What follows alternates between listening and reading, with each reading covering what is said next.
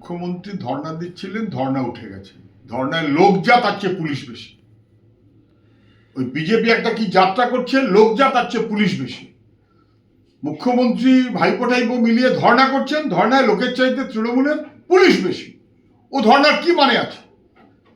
এবং এই সমস্ত তালগোল পাকানোর দায় যার, তাদের মধ্যে অবশ্য গুরুত্বপূর্ণ রাজ্য সরকার, যারা তাদের নিজেদের কাজ না করে তালগোল পাকিয়ে রেখেছে, তারা আবার কি সব কি ধর্ণা কি দিচ্ছে, তার কি মানে আছে? ওই ধর্ণাতে লোক জোটেনি, তৃণমূলের লোক তুলে নেবার কোনো বিকল্প ছিল না। পরে যখন দেখছেন যে আচ্ছা লোকও জুটছে না, চালিয়েও যাওয়া যাচ্ছে না, তোলার ব্যবস্থা কেউ করছে না, তখন ভাইপো বলছে আচ্ছা পিসি তুমি এবার উঠে যাও। তো পিসির কথায় পিসি উঠে গেছেন, ভাইপোর কথায় লোক না জুটলে এরকমই হয়।